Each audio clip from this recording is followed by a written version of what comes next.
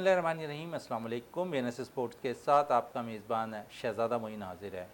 खेलों की अगर हम बात करें तो हमें बहुत कुछ जहाँ पर सामना करना पड़ता है। हम देखते हैं कि बहुत से फ़िटनेस मसाइल होते हैं, उनको दूर कैसे किया जाता है, उनको सही तरीके से किस तरह हम कर सकते हैं, इसके लिए बहुत मेहनत करनी पड़ती है। और जब मेहनत करनी पड़ती है ना, तो इसके लिए हमें बहुत कुछ ऐसे तजुर्बाकार लोगों की ज़रूरत होती है जो इस फील्ड के अंदर अपना मुकाम रखते हैं। आज इसी हवाले से हम प्रोग्राम भी कर रहे हैं और कोशिश यही होगी कि इस इश्यूज़ पे हम ज़रूर बात करें, क्योंकि हमेशा हम स्पोर्ट्समैन की बहुत बातें करते हैं लेकिन उसकी इंजरी पे बात करने से हम कासिर रहते हैं। अगर कुछ छोटी सी भी इंजरी हो रही है तो उसकी क्या वजूहात बनी है, उस पर आज हम बात भी करेंगे। और बात करने के लिए हमारे पास एक पाकिस्तान बल्कि दुनिया भर का एक नामी गिरामी और मैं कह सकता हूं कि हमारे उस्तादों में से हैं डॉक्टर योगी वजाहत साहब हमारे साथ यहाँ पर तशरीफ़ रखते हैं और आज इनसे बहुत कुछ बात भी करेंगे और प्लेयर्स के हवाले से भी बात करेंगे। अक्सर प्लेयर्स ये कहते हैं ना, इंजरी का शिकार होते तो क्या वजूहत बनती है, वो ज़रूर आज इनसे बात होगी। नौरिश खान हमारे साथ मौजूद हैं, प्रेजेंटर भी हैं स्पोर्ट्स की, उसके अलावा कमेंटेटर भी हैं, एनालिस्ट भी हैं, सब कुछ आज है। उसके अलावा आज इनसे भी पूछेंगे कि क्या वजूहत बनती है क्रिकेटर्स के लिए एक इंजरी प्रॉब्लम को जो है सामना करना। तो डॉक्टर साहब, सबसे पहले तो आपका थैंक्स। और मैं आज के प्रोग्राम में आपसे ज़रूर पूछना चाहूँगा, क्योंकि अमूमन हम देखते हैं कि छोटी सी इंजरी को बड़ी इंजरी में तब्दील होती हुई दिखाई देती हैं, ख़ासकर प्लेयर्स।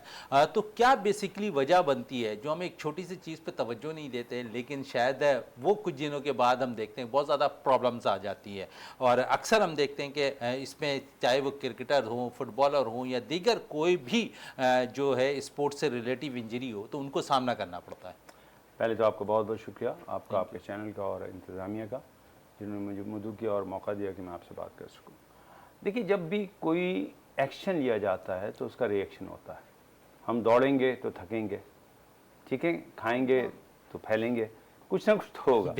इसी तरह जब खेल की बात होती है तो बदकिस्मती से खेल के बारे में हमारी राय जो है वो यही है कि खेलोगे कूदोगे तो होगे ख़राब।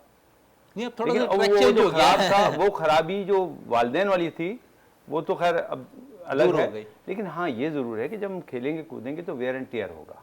बिल्कुल ऐसा ही। एंड वेयर एंड टेयर में बहुत सारी चीज़ें हैं, इसके लिए पूरी एक साइंस है, स्पोर्ट मेडिसिन इस पे काम करती है। मुझे बड़ी हैरत है कि हम बात करते हैं डोमेस्टिक स्पोर्ट्स की, मैं नाम नहीं ले रहा, क्रिकेट या कुछ नहीं कह रहा, स्पोर्ट्स की बात कर रहा हूँ। फिर हम यूनिवर्सिटी लेवल पे, डिस्ट्रिक्ट लेवल पे, सूबाई लेवल पे, फिर मुल्की लेवल पे, नेशनल लेवल पे बात करते हैं। लेकिन जब हम स्पोर्ट्स की बात करते हैं तो हमें जहन में आता है कि बस जाओ और खेलना शुरू हो जाओ। तो हमें कहीं पे भी ये नज़र नहीं आता कि जब बच्चे छोटे होते हैं तो उनको जिस तरह डॉक्टर के पास ले जाया जाता है, इसी तरह बच्चों को एग्जामिन करने के लिए, जांचने के लिए, उनका एनालाइज करने के लिए उनको लेके जाना चाहिए स्पोर्ट्स मेडिसिन, स्पोर्ट्स डॉक्टर के पास। क्यों जाना चाहिए स्पोर्ट्स साइंस के डॉक्टर के पास, स्पोर्ट्स डॉक्टर के पास? कि वो बताएगा कि आपके बच्चे की जो मस्कुलर एज है क्या है, आपके बच्चे की जो बोन एज है वो क्या है, फिजिकल एज और स्पोर्ट्स जो मस्कुलर एज होती है, मस्को स्केलेटल इसमें काम बहुत करता है। एंड जैसे ही वो आपको पता चलेगा तो आप डिसाइड कर सकते हैं ये बच्चा रनर अच्छा बनेगा, स्विमर अच्छा बनेगा, क्रिकेटर अच्छा बनेगा, फुटबॉल अच्छी खेलेगा, इसको क्या करना चाहिए। बिल्कुल ऐसे तो ही। आप पहले तो ये तय करें कि आपका बच्चा कौन से उसूल पे आता है, किस कैटेगरी में आता है। इसके जांचने के लिए स्कूलों में और कहीं कोई इंतजाम नहीं है। बच्चे का शौक देखा जाता है, बच्चा जिसमें इन्वॉल्व हो गया वही करने। अच्छा, आज अगर बच्चे बहुत ज़्यादा वीडियो देख रहे हैं तो क्या आप कल उनको ये कहेंगे कि ओके जी स्पोर्ट्स, हम इसको एक स्पोर्ट बना देते हैं, घर में लेटे लेटे आप ये करें? नहीं, आपको कुछ बेसिक उसूल हैं जिन पे खिलाड़ी को पूरा उतरना है, और उसको उतरने के लिए जांचने की जो उसूल हैं वो फिर स्पोर्ट्स मेडिसिन में आती है। स्पोर्ट्स मेडिसिन का हमारे पास मैं समझता हूँ तारुफ भी नहीं है सही तरीके से। तो जब तक आप स्पोर्ट्स मेडिसिन में इन्वॉल्व नहीं होंगे, आपको इंजरी के बारे में नहीं पता चलेगा। इंजरी होती है, हम नॉर्मल डॉक्टर के पास जाके उसको ठीक करा देते हैं, जबकि वो स्पोर्ट्स मेडिसिन का काम है, स्पोर्ट्स के जो रिलेटेड डॉक्टर्स हैं उनका काम है। तो मैं आपसे ये कहूँगा कि जब भी कोई खेलेगा उसको चोट लगेगी, जब चोट लगेगी तो वही ठीक करेगा जो उस चोट का डॉक्टर जो बिल्कुल सही बात है, जो उस चोट का डॉक्टर है। नॉरिश, आपकी तरफ आऊं, और जिस तरह वजाद साहब ने कहा कि जब ये इंसान खेल रहा होता है किसी भी गेम में, तो उसे अगर इंजरी होती है तो यकीनन वो डॉक्टर्स के पास जाता है। लेकिन इनका कहना है कि स्पोर्ट्स डॉक्टर के पास, स्पोर्ट्स मेडिसन जो यूज़ कर रहे हो, तो उनकी तरफ तक आना ज़्यादा सूदमंद साबित होगा बजाय इसके कि आप दूसरी तरफ चले जाएं। I completely agree with him. और एक अभी जो ये बात कर रहे थे कि एक वेयर एंड टेयर होता है और बॉडी में आपकी बोन की एज, मसल की एज पता लग जाती है। सो इससे मैं यहाँ पे एक और पॉइंट ऐड करना चाहूँगी कि इससे ना सिर्फ आपकी जो बीमारी, मतलब जो भी इंजरी होती है वो तो क्योर हो ही जाती है, और मतलब उसके साथ पता लग भी जाता है, जैसे इन्होंने बताया कि कौन से स्पोर्ट्स के लिए कंपैटिबल है। लेकिन आई बिलीव कि इसके साथ साथ आपकी ट्रांसपेरेंसी भी होती है, क्योंकि मेडिसिन के अंदर, मेडिसिन की अगर मैं बात करूँ तो it is a very vast field. और अक्सर लोगों को पता नहीं होता कि अगर उनके कान का इशू है, या मैं एक जनरल एग्जांपल दे रही हूँ, कान का मसला है तो किसी भी जनरल फिजिशियन के पास वो लोग चले जाते हैं, इवन दो वो बहुत एडवांस लेवल का प्रॉब्लम होती है। और फिर हमारे मुल्क में वैसे भी बहुत कॉमन है कि हर चीज़ पे एंटीबायोटिक्स बहुत ज़्यादा दी जाती हैं, जिसकी वजह से इफेक्टिवनेस कम हो जाती है। ट्रांसपेरेंसी की जो मैं बात करी थी वो ये बात करी थी कि स्पोर्ट्स में बहुत ज़रूरी है कि आप जो है वो साउंड एथलीट्स को मैदान में उतारो। आपको नहीं पता होता कि आपके पास जो एथलीट्स आ रहे हैं क्या वो सीक्रेटली जो है वो कोई स्टेरॉइड्स ले रहे हैं या कोई ऐसे रिक्रिएशनल ड्रग्स ले रहे हैं।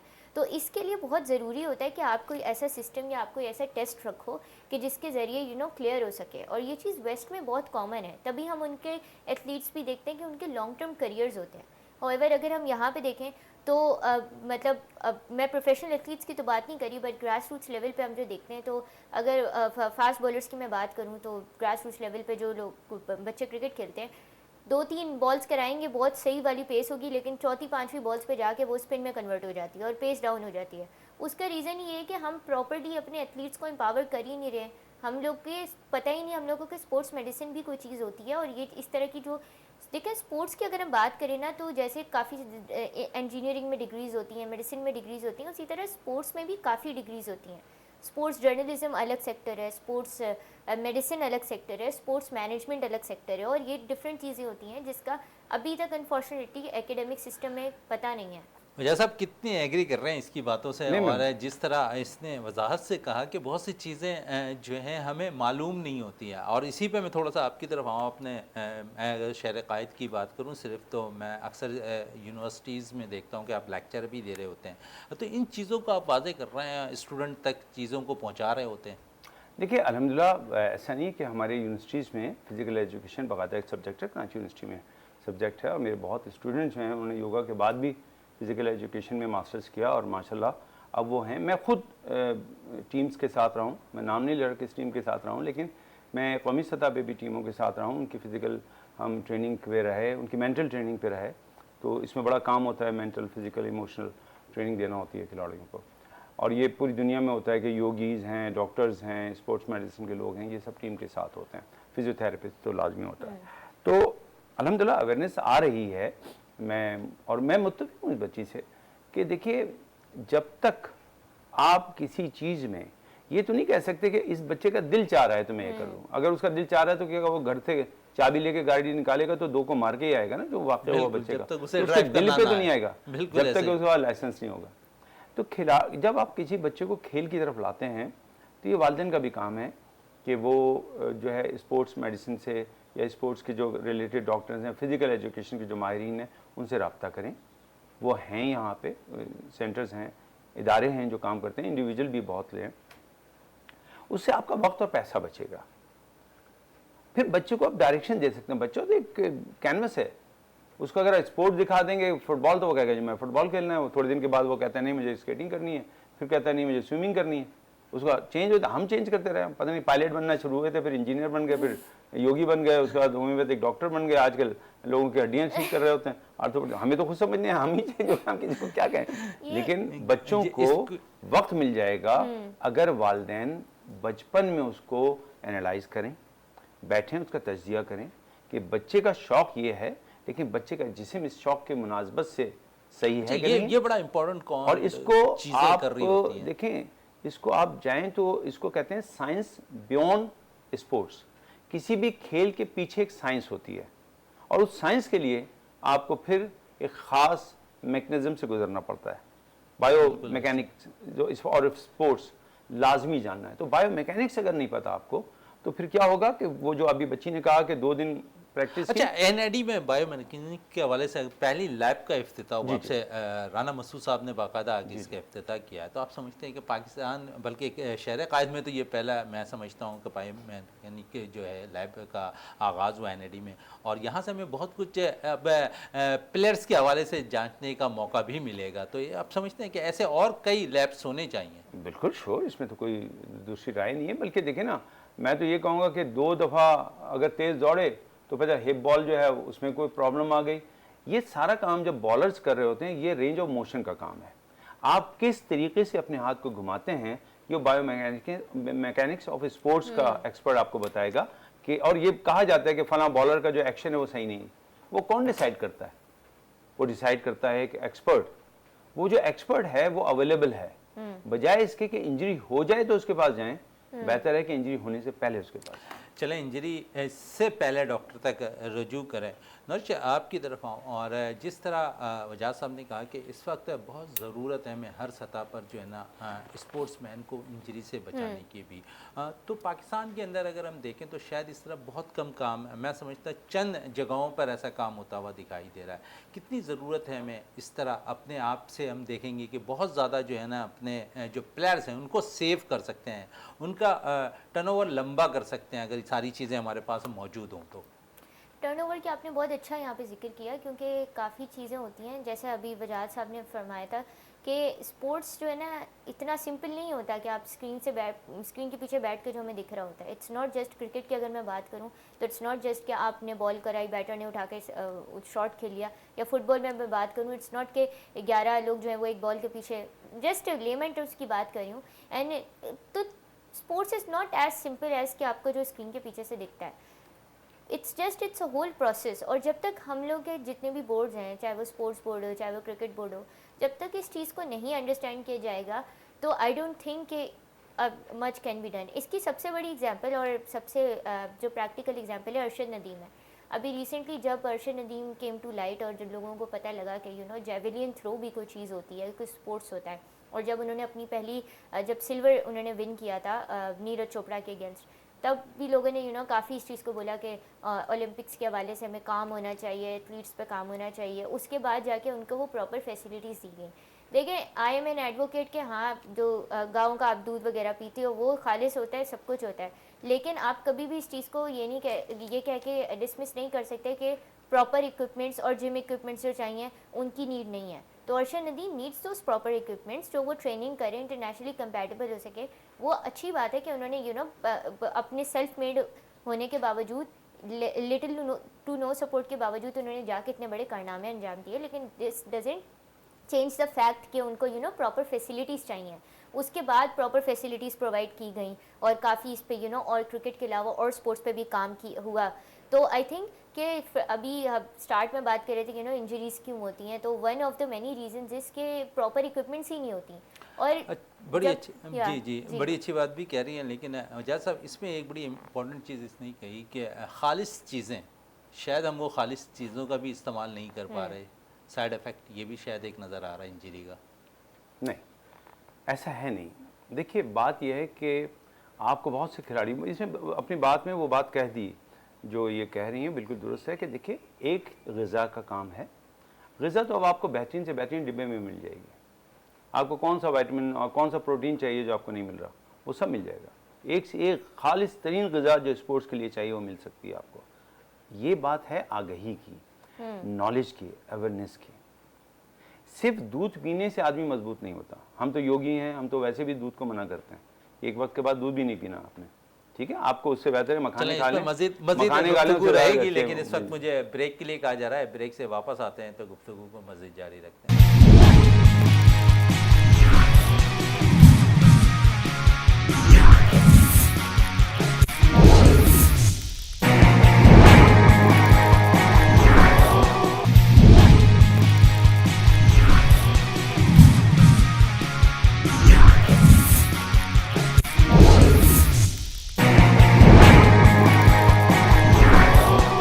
Welcome back. और जिस तरह हम बात कर रहे थे यहाँ पर खिलाड़ियों के स्टेमिना के हवाले से, और डॉक्टर योगी बजाज साहब जिस तरह बयान कर रहे थे, इन पर मज़ीद और भी बात इनसे मेरी जारी रहेगी। लेकिन इस वक्त हमें टेलीफोन लाइन पे ज्वाइन किया है मोहम्मद अली ख़ान साहब ने, जो इंटरनेशनल हॉकी प्लेयर भी हैं और जूनियर हॉकी टीम के ये कोच भी रह चुके हैं, पाकिस्तान सीनियर टीम के असिस्टेंट कोच भी के भी फ़राइज़ अंजाम दे चुके हैं। और पाकिस्तान टीम इस वक्त अगर जूनियर सतह पे अगर थोड़ी सी बात करें तो एशियन अंडर 18 टूर्नामेंट में फ़ाइनल में पहुंच चुकी है। और मोहम्मद अली ख़ान साहब, आपसे ये पूछना चाहूँगा कि क्योंकि सीनियर टीम भी बड़ी अच्छा परफॉर्म कर रही है और जूनियर टीम ने भी पाकिस्तान का सर फ़ख्र से बुलंद कर दिया है, क्या कहेंगे इन जूनियर प्लेयर्स के हवाले से? और क्योंकि मैं इसलिए पूछ रहा हूँ कि ये वो शाखें हैं जो आप लोगों ने लगाई थी एक तवील मुद्दत के बाद, और जिस तरह हमने देखा कि पाकिस्तान ने जहाँ पर ब्रॉन्ज मेडल हासिल किया था, ये सिलसिला वहाँ से शुरू हुआ। और उस वक्त आप पाकिस्तान की हॉकी टीम के असिस्टेंट कोच के फ़राइज़ अंजाम दे रहे थे, तो ये सिलसिला आगे चलता जा रहा है, पाकिस्तान हॉकी थोड़ी सी बेहतर होती जा रही है, इस पर ज़रूर मैं पूछना चाहूँगा आपसे। जी शहजादा मोइन साहब, पहले तो बहुत बहुत शुक्रिया कि आपने मुझे इनवाइट किया, और जो आपके मेहमान बैठे हैं उनको भी मेरा सलाम। वालेकुम अस्सलाम। मैं ये समझता हूँ कि बड़ी गुड साइन है हॉकी की रिवाइवल के लिए कि इतने कम वसाइल में भी पाकिस्तान अंडर 18 एशिया कप के फाइनल में आई है। और आप देखें थ्रू आउट माशाल्लाह अपने पूल्स को जीतते हुए और सेमीफाइनल को भी विन किया है। ये बहुत बड़ा एक अचीवमेंट है पाकिस्तान हॉकी रिवाइवल के लिए, पाकिस्तान गवर्नमेंट के लिए, पाकिस्तान फेडरेशन के लिए। मैं ये समझता हूँ कि अगर ये बैकअप में बार बार आपके प्रोग्राम में हमेशा कहता रहा हूँ, जब मैं सीनियर का कोच था इसी बात पे मैं बात करता था कि हमारा बैकअप होना चाहिए, बैकअप।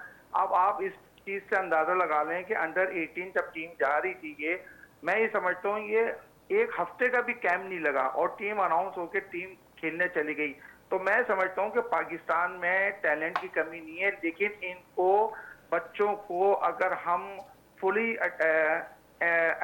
अटेंडेंस नहीं देंगे, उनको उनके लिए कोई चीजें प्रोवाइड नहीं करेंगे, तो ये बच्चे आज हैं कल नहीं रहेंगे। देखें आज ये बच्चे जूनियर एशिया कप खेलना है, कल इनको जूनियर वर्ल्ड कप भी खेलना है, फिर सीनियर टीम में भी आना है। 2 से 3 साल के एक टीनियर होता है जूनियर का, फिर सीनियर आता है। तो ये बच्चे आज हमारे पास 18-20 लड़के जो हैं, और इसके पीछे भी बैकअप होगा अगर हम ये लेके चलेंगे। और मैं समझता हूँ कि अगर टीम को, हॉकी को, कौमी खेल को कौमी खेल की तरह अगर समझा जाए, तो मैं समझता हूँ कि खोया हुआ मुकाम इंशाल्लाह हम दोबारा हासिल कर लेंगे। एशिया में आप देख लें, हमारी विक्ट्रीज देख लें, जब मैं 2022-23 में गया था उससे अब तक उठा के देख लें, हम सिल्वर ब्रॉन्ज लेके आ रहे हैं। अच्छा, इसीलिए अली साहब मैं आपसे गुफ्तगू कर रहा हूँ कि ये वो शाखें थे जो आप लोगों ने उस वक्त लगाई थी और ये अब फल देना शुरू करता हुआ नज़र आ रहा है। हमने देखा सीनियर टीम में भी लड़कों ने परफॉर्म किया, फिर जूनियर सतह पे भी लड़के परफॉर्म कर रहे हैं, और जूनियर टीम के आप कोचिंग के भी फ़राइज़ अंजाम देते रहे, सीनियर टीम के भी कोचिंग के फ़राइज़ अंजाम देते रहे। कितना अब मज़ीद टैलेंट आप देख रहे हैं, क्योंकि कुछ मसले मसाइल अब भी मौजूद हैं। जी शहजादा मोइन भाई, मैं समझता हूँ कि मसले मसाइल तो अपनी जगह आज से नहीं चल रहे, 10-12 सालों से चल रहे हैं। आपको पता है कि डेली अनाउंसेस का मसला है, TAD का मसला है, डिपार्टमेंट्स ओपन नहीं है, लड़कों को सेंट्रल कॉन्ट्रैक्ट्स नहीं है। देखें जब तक आपके पास पैसा नहीं होगा, जब तक आपके पास चीजें सर सेंट्रल कॉन्ट्रैक्ट तो जब आप खेला करते थे उस वक्त भी नहीं था, आप कहाँ से आ जाएंगे? नहीं, जब कासिम जिया साहब थे और आसिफ बाजवा जब सेक्रेटरी थे, तो उस टाइम इन्होंने एकेडमीज भी लगाई थी। उस एकेडमीज का एक कोच पाकिस्तान टीम के साथ अंडर 18 में है। मैं समझता हूं कि उस टाइम सेंट्रल कॉन्ट्रैक्ट भी था और 1 अरब से ज्यादा इनको पैसा मिला था। उस पर इन्होंने 18 एकेडमीज लगाई थी, सेंट्रल कॉन्ट्रैक्ट दिए थे प्लेयर्स को। देखिए यही चीजें अगर रहेंगी तो इंशाल्लाह ताला लड़के सर्वाइव भी कर जाएंगे।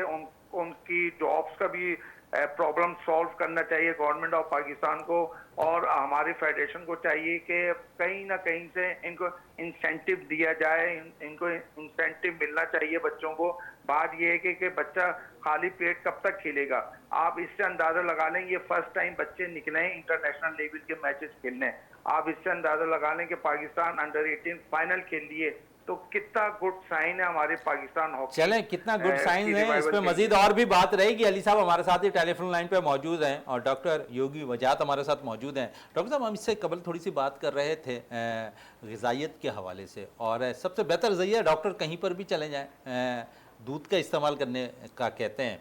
और आप अब से कुछ देर कबल, जब ब्रेक से कबल हम जा रहे थे तो दूध के मौजू पे बात कर रहे थे, और उस पर आप कह रहे थे कि शायद आप मुनासिब नहीं समझते हैं कि उसको यूज़ कराया जाए। नहीं, मैं समझता हूँ जिस तरीके से यूज़ किया जा रहा है वो मुनासिब नहीं है। ये मिलावट के बाइस नहीं, इसमें मेडिकली और दीगर राय भी हैं। इसमें बहुत शदीद इख्तलाफ राय पाया जाता है दूध के इस्तेमाल से। इंसान वाहिद ये कह लीजिए कि अगर उसको हैवान नातिक कहा जाए तो हैवानों में से जो बड़ा होकर भी दूध पीता है, आपको कोई नहीं मिलेगा सिवाय वो जानवर जो घरों में रहते हैं, बिल्ली या कुत्ता जो घर में पालते हैं, उनको तो हम दूध देते हैं क्योंकि हम दे रहे होते हैं। कभी जंगल में सोचा आपने किसी बिल्ली को दूध पीते हुए, या किसी कुत्ते को दूध मिलाओ? नहीं, वो कहाँ से फिर अपनी तवानाई लेते हैं। हाथी तो कभी दूध नहीं पीता, ठीक है, शेर भी नहीं पीता, तो फिर ये कहाँ से इतने बड़े बड़े हो जाते हैं? ये कॉन्सेप्ट कि दूध हमें बड़ा करेगा तो उससे बेहतर मखाने खा लें। मखानों में तो दूध से ज़्यादा कैल्शियम पाया जाता है। तो मैं ये कह रहा हूँ कि सिर्फ दूध पे फोकस ना किया जाए, बल्कि ग़िज़ा के वो ज़राए ढूंढे जाएं जो बहुत महंगे ना हों और ज़्यादा इफेक्टिव हों। जैसे मैंने अभी कहा कि मखाने खा लें। मखाने 6% ज़्यादा आपको जो दे रहे हैं कैल्शियम। लेकिन प्लेयर्स तो बहुत ज़्यादा इस्तेमाल कर रहे होते हैं इन सर चीज़ों देखिए, को। जिनको आप प्लेयर्स कह रहे हैं ना, जो हीरोज़ हैं हमारे, वो 5 स्टार होटल में जब ठहरते हैं ना, तो वहाँ पे कोई ऐसी चीज़ नहीं होती जिसको आप कहेंगे खालिस होती हो। सब पके हुए खाने होते हैं जो पता नहीं कब कब के रखे हुए होते हैं, तो उनके खाने से तो हम नहीं मिला सकते। हाँ, जब बच्चे की तरबियत आप कर रहे हैं, मैं उस पर फोकस कर रहा हूँ, तो देखिए उसके लिए जो चीज़ें ज़रूरी हैं उसमें पानी का इस्तेमाल प्रॉपर है, लेकिन कुछ चीज़ें जो ग़िज़ा को बेहतर तौर पे जज़्ब करने के लिए इस्तेमाल होंगी, वो उसकी नींद है, वो उसकी सनलाइट है। अगर आप बच्चे को तैयार कर रहे हैं तो उसके सोने जागने के उसूल, जिसको हम डेली रूटीन कहते हैं, उसको मैनेज किया जाना चाहिए।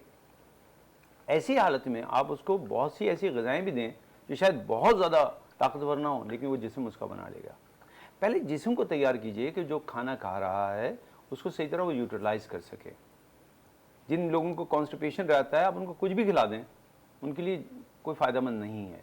तो इंसानी जिस्म के लिए मैं फिर कह रहा हूँ कि जब कोई टीम डिज़ाइन की जाए, कोई क्लब बनाया जाए, तो उसमें जहाँ पे आप फिजियोथेरेपिस्ट रखते हैं, वहाँ पे एक ऐसा एक्सपर्ट रखें जिसमें मैं कहने में पड़ोसी मुल्क है, वहाँ के ज़्यादातर वहाँ योगा ज़्यादा होता है, मेरी फील्ड भी योगा है, वहाँ पे स्ट्रेचिंग के लिए बाकायदा योगा कराया जाता है। हमारे यहाँ भी कुछ खिलाड़ी हैं जो बहुत अच्छा स्ट्रेच करते हैं, तो स्ट्रेचिंग के लिए कोई आपका ऐसे योगी होना चाहिए जो सुबह। फिर मेडिटेशन तो कोई फिजियोथेरेपिस्ट नहीं करा रहा, ठीक है ना, उसके लिए मेडिटेशन ज़रूरी है। टीम बिल्डिंग के लिए ज़रूरी है कि उनका माइंड बने, वो एक जत्था बन के खेलें ना, तो उसके लिए तैयारी होती है, मेंटल, फिजिकल, इमोशनल। जब आप इसको डिज़ाइन करेंगे तो आपका खिलाड़ी बेहतर बनेगा। बड़ी अच्छी बात की कि तमाम चीज़ों से मिलकर खिलाड़ी तैयार होता है। मोहम्मद अली साहब, आपकी तरफ आऊँ, और कुछ मायूसी की एक खबर है, और एशिया कप में पाकिस्तान की हॉकी टीम को जो है एनओसी जारी नहीं किया गया है, क्या कहेंगे इस पर? नहीं, मैं ये समझता हूँ कि गवर्नमेंट ने बहुत अच्छा फैसला किया। देखिए, जहाँ ने तो जहाँ हैं, हमारे जो हीरोज़ हैं, हमारे जो नेशनल प्लेयर हैं, अगर खुदा न खास्ता वहाँ जाके कुछ इस कंडीशन में खेलते हैं और खुदा न खास्ता वहाँ पे वो, आपको पता है कि हाल ही में जो हालात गुजरे हैं और अल्लाह ने हमें पता से हमकनार कराया है, तो वो तो बैठे होंगे कोई ऐसी चीज़ पे कि कोई उनको कोई चीज़ मिले और हम अब पाकिस्तान के खिलाफ कोई ऐसा काम करें। मैं ये समझता हूँ कि स्पोर्ट्समैन एक ऐसी चीज़ होती है जो सबको करीब लेके आती है, सबको एक दूसरे के फ्रेंडशिप्स को बहाल करती है। तो मैं ये समझता हूँ कि अगर गवर्नमेंट ने मना किया है तो गुड साइन है इसका। और ये टूर्नामेंट यहाँ के बजाय मैं रिक्वेस्ट करूंगा FIH के प्रेसिडेंट को, तैयब इकराम साहब को, कि वो वहाँ से क्वालिफायर जो हमारा जूनियर वर्ल्ड कप का जो राउंड है वो उठा के कहीं और जगह पे शिफ्ट करें, ताकि इंडिया को पता चले कि पाकिस्तान की जो हॉकी है वो इंडिया के खिलाफ कैसी परफॉर्मेंस देगी इंशाल्लाह। अच्छा, मौजूदा टीम है, सीनियर टीम की अगर थोड़ी बात करें, कुछ बेहतरी मज़ीद आई। हम देखते थे कि हमेशा हम प्लांटिक कॉर्नर पर थोड़ा सा जो कमज़ोरी होते हुए दिखाई देते, लेकिन इस दफ़ा सुफियान ने बड़ा अच्छा कारकर्दगी दिखाई है इस टूर्नामेंट में। हाँ, सुफियान पे हम लोग काम कर रहे थे माशाल्लाह ताला। और एक तो और प्लेयर्स है जिस पे आपने टूर्नामेंट्स में देखा होगा कि उन्होंने भी गोल किए, बच्चों ने, जूनियर लड़का था वो। तो मैं समझता हूँ कि सुफियान तो हमारे पास 2022-23 से आ रहा था और फर्स्ट टाइम इंटरनेशनल टूर्नामेंट खेलने गया था ईपो, जिस पे हम लोग ने ब्रॉन्ज मेडल जीता था। तो यही देखें, मैं यही बार बार कहता हूँ कि लड़कों को तसलसल बरकरार रहना चाहिए, लड़कों को मिस नहीं करना चाहिए कि आज एक टूर्नामेंट खेल लिया और उनको कोई रिक्वायरमेंट नहीं मिल रही है, उनको उनकी जो उनके जो चीज़ें हैं उनके हिसाब से नहीं मिल रही है। वो बच्चा फिर पाकिस्तान खेल के वो लीग खेलने चले जाता है, लीग की तरफ उसकी तरजीह ज़्यादा हो जाती है। तो मैं यही कहने का मकसद है गवर्नमेंट आप पाकिस्तान से रिक्वेस्ट भी करता हूँ, फेडरेशन से, कि हमारे बच्चों को वो चीज़ें दें। देखें, इंडिया में आप उठा के देख लें कि इंडिया में वहाँ पे लीग्स भी होती हैं, उनके डिपार्टमेंट्स भी दिए होते हैं, तो वो कहीं लीग खेलने नहीं जाते हैं। उनको 70-80 लाख रुपए मिल रहा होता है लीग की शक्ल में भी और डिपार्टमेंट की शक्ल में भी। तो कहने का मकसद ये है कि अगर हमारे पाकिस्तान प्लेयरों को ये मराद दी जाए तो ये प्लेयर जाएंगे नहीं, और आपका जो क्वांटिटी है क्वालिटीज के साथ बढ़ जाएगा, तो आपका बैकअप भी तैयार रहेगा, आपकी क्वांटिटी भी रहेगी और आपकी क्वालिटी भी रहेगी। बहुत तो बातें मैं होती हैं समझता हूं, अली साहब लीग कराने की, और अब क्या आप समझते हैं अब आने वाले दिनों में लीग स्टार्ट होगी पाकिस्तान के अंदर? नहीं, मैं ये समझता हूँ कि अभी सिंध एसोसिएशन के जो प्रेसिडेंट है एहसन जतोई साहब, वो पुर उम्मीद है और उनको सिग्नल्स भी मिल गया है बेनजीर शहीद भुट्टो के नाम से लीग कराने का। वो अन करीब इंशाल्लाह ताला कि एक एसोसिएशन जो जो सिंध के प्रेसिडेंट हैं एहसन जतोई साहब, वो इस लीग को कराने जा रहे हैं और उनको ओके भी मिल गया इंशाल्लाह ताला। इसी लास्ट में सितंबर में या दिसंबर में इंशाल्लाह ताला ये लीग शुरू हो जाएगी। और दूसरी फेडरेशन ने भी पाइपलाइन पे रखी है लीग कराने की इंशाल्लाह ताला। अल्लाह ने चाहा तो आपस में अगर हम यकजहती हो के एक दूसरे को सपोर्ट करें, मल्टीनेशनल कंपनीज हमारे पास आ जाएं, वो सपोर्ट करें। देखो, गवर्नमेंट की तरफ हम देखेंगे ना तो गवर्नमेंट का तो आपको पता है कि वो खुद एक दूसरे के खिलाफ बातें कर रहे होते हैं। तो मैं समझता हूँ कि हमें मल्टीनेशनल कंपनीज पे जाना पड़ेगा, हमें प्राइवेट सेक्टर्स पे जाना पड़ेगा। तो फिर ये इंशाल्लाह ताला जो हमारा मसले मसाइल होते हैं बच्चों के साथ, ये इंशाल्लाह नहीं होगा। चलें, फेडरेशन जहां कुछ अच्छे काम कर रही है और मेंस टीम की अगर बात करें तो वहां भी अच्छी कर, विमेंस पे भी अब हम समझते हैं कि कुछ काम होता हुआ दिखाई दे रहा है। शर्मिला फारूकी को सदर बनाया गया है विमेंस का कराची का, क्या कहेंगे इस पे कि किस तरह वो रोल अपना अदा करेंगी? नहीं, मैं समझता हूँ बड़ा गुड साइन है। आप देखें ना, ख्वाजा इजहार साहब जो है हमारे कराची एसोसिएशन के जो प्रेसिडेंट हैं, उन्होंने ये अनाउंस किया है वुमेन्स की।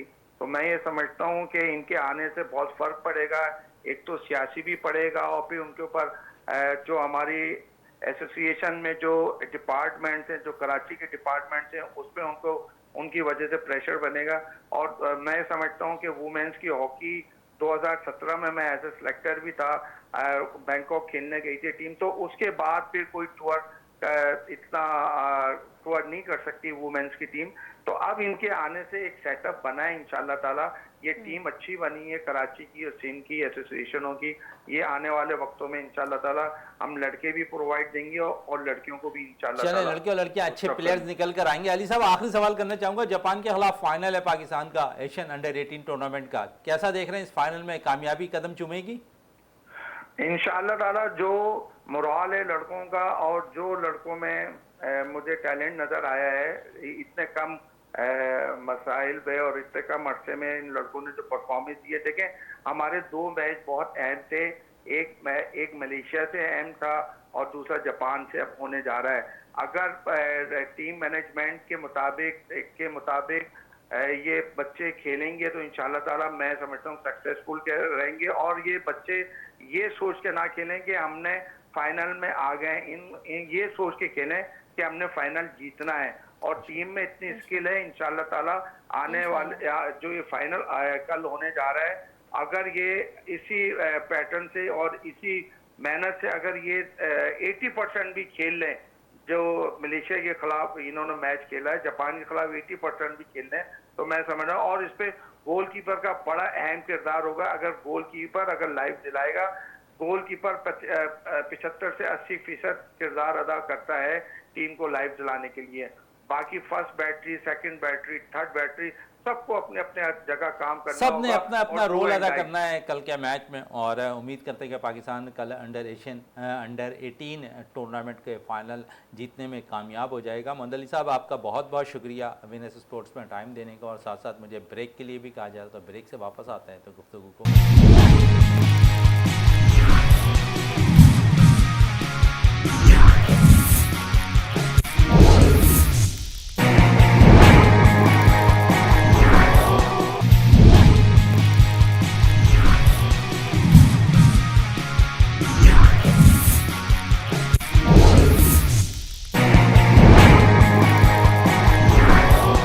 Welcome back. और जिस तरह वक्फे से कवर हमारे साथ इंटरनेशनल हॉकी प्लेयर और पाकिस्तान के साबका असिस्टेंट कोच मोहम्मद अली खान साहब मौजूद थे, तो हमारे साथ स्टूडियो पे वजाद साहब मौजूद हैं, नौरिश मौजूद हैं। और वजाद साहब की तरफ एक दफ़ा फिर आऊँ। वजाद साहब, बहुत से प्लेयर्स के हवाले से थोड़ी सी मैं बात करना चाहूँगा। ट्रेनिंग के इस वक्त अगर समर कैंप लगा हुआ है मुख्तलिफ़ जगहों में, तो मैं समझता हूँ ट्रेनर वहाँ मौजूद हैं, और साथ साथ ट्रेनर क्या ट्रेनिंग दे रहे होते हैं बच्चों को, ये मैं ज़रूर पूछना चाहूँगा, क्योंकि बहुत कम अरसे के लिए समर कैंप लगता है। क्या आप समझते हैं कि वो बेहतर अंदाज में ट्रेनिंग करवा सकते होंगे?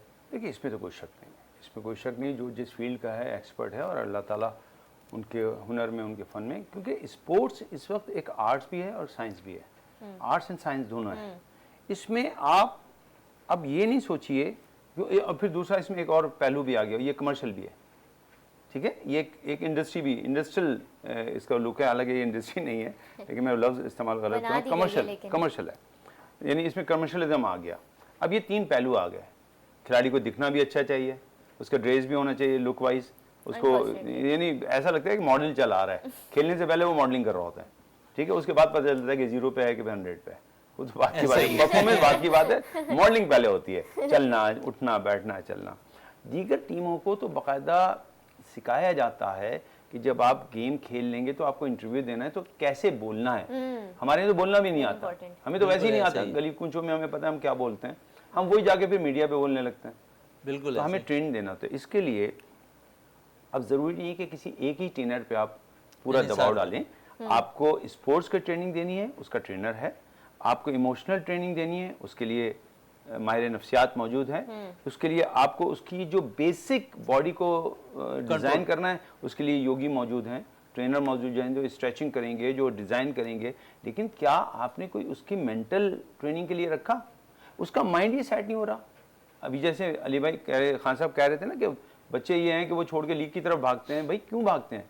उनको ये एहसास होना चाहिए कि मैं वतन के लिए खेल रहा हूँ, लीग की क्या हैसियत है। बिल्कुल, तो उसके माइंड को डिज़ाइन करना है। उसके लिए आपने किस माहिर नफ्सियात को बुलाया? तो जब कैंप होंगे तो वहाँ पे एक स्पोर्ट्स के हवाले से ट्रेनर है, एक उसके माइंड के हवाले से ट्रेनर है, एक उसकी रूहानियत के हवाले से भी होना चाहिए, जो उसमें शऊर दे कि पैसों पे बिकते नहीं हैं। बिल्कुल, वतन बिकने की चीज़ नहीं, वतन तो माँ की वो परचम है, वो दुपट्टा है जिसके लिए जान दी जा सकती है, उसको बेचा नहीं जा सकता। बड़ी अच्छी बात कही। और वजह है योगी साहब, आपने जो बातें कही है ना, वो दिल पे लगने वाली है। और यकीन है ना, कोई इस वक्त हमें सुन रहा है ना, तो वो बहुत सी चीज़ें उनके लिए वजाद योगी साहब ने जो है ना वाजे कर दी हैं। नौरिश, आपकी तरफ आऊँ, और जिस तरह वजाद साहब डिज़ाइन करके हर एक चीज़ को बता रहे हैं, तशरीह करके बता रहे हैं, आप समझते हैं कि हमें, हमारे जो प्लेयर्स हैं ना, उन्हें भी ये सारी चीज़ों को सीखना होगा, उन्हें भी अपने माइंड में एक चीज़ों को बैठाना होगा कि वतन से बढ़कर कुछ नहीं होता।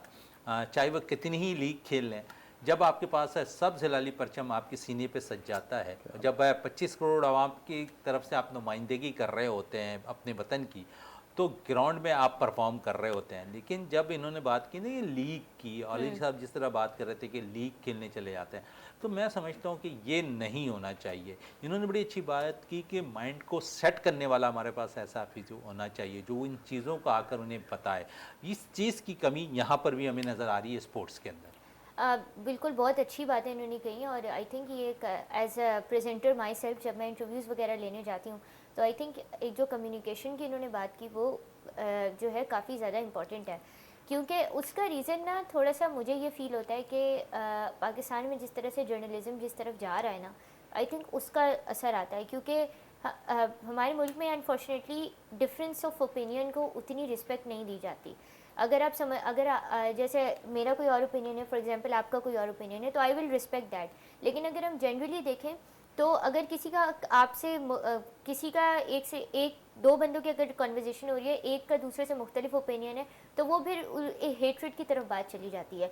और आई थिंक ये छोटी छोटी चीज़ें होती हैं जो बज़ाहिर दिखने में या सुनने में छोटी लगती हैं, लेकिन ये छोटी छोटी चीज़ें बिल्डअप होके एक ओवरऑल पोर्टफोलियो, एक ओवरऑल जो है कॉम्प्लीमेंट करती हैं स्पोर्ट्स प्लेयर को।